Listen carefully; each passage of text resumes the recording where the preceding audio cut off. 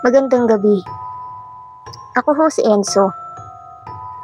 Share ko lang po ang karanasan ko na hanggang ngayon ay hindi ko pa rin maipaliwanag. Isang gabi ho iyon na inakala kong simple lang, pero naging simula ng bangungot.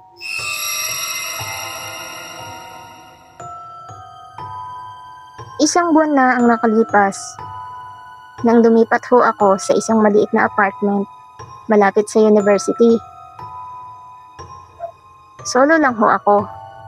Gusto ko kasing mapalapit sa school para tipid sa pamasahe at oras. Luma na ang building. 3 palapag ito at nasa pinakadulo ako ng 2nd palapag sa tapat ng hagdanan. Okay naman po noong una. Tahimik at maaliwalas. Pero nang 3 gabi ko doon, may kakaiba akong napansin sa loob ng built-in na aparador. May butas ho sa ilalim nito. Parang niluma na ng panahon. Sa loob ho ng butas, may nakaipit na bagay. Akala ko ho ay basura. Pero nang hinila ko ito, isa ho itong lumang aklat. Makapal iyon at maitim ang takip, pero walang pamagat. Wala ring pangalan ng may akda. At nung buksan ko, punong-puno ng kakaibang sulat. Parang Latin o sinaunang baybayin na may halong mga simbolo.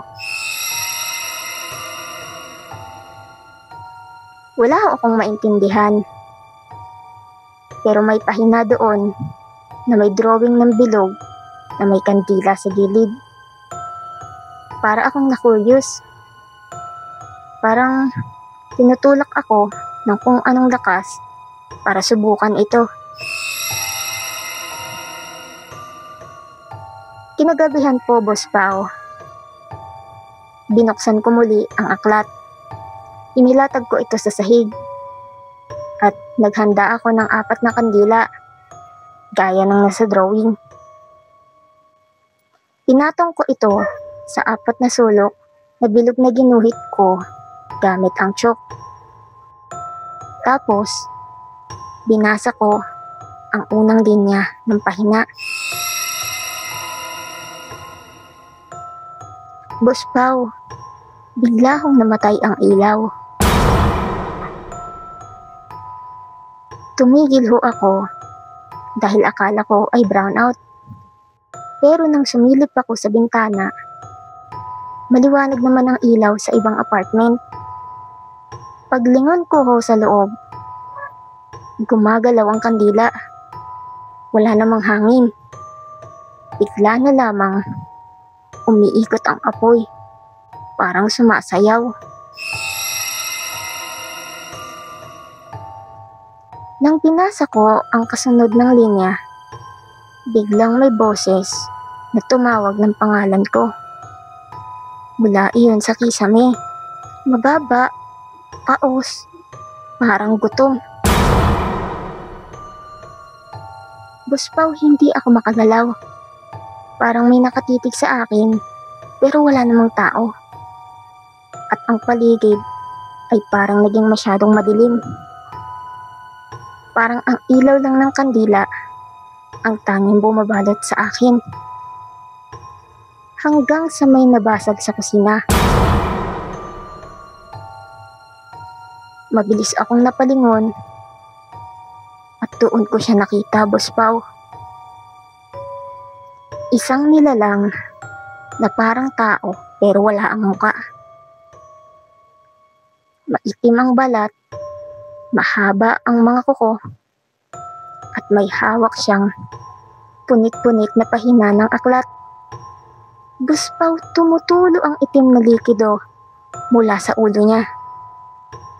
Nang bigla siyang tumingin sa akin, kahit wala siyang mata.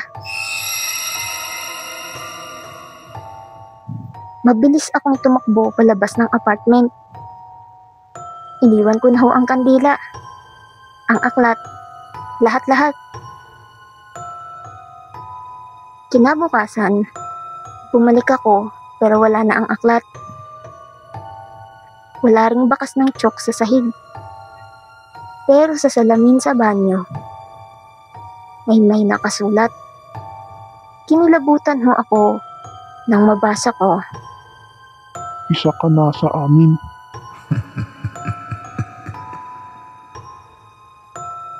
Hanggang ngayon, Boss Pao, bawat gabi, pagpatak ng 2:00, nagbubukas mag-isa ang aparador at naririnig ko ang mga pahina ng aklat. Kumakaliskos, para bang may nagbabasa.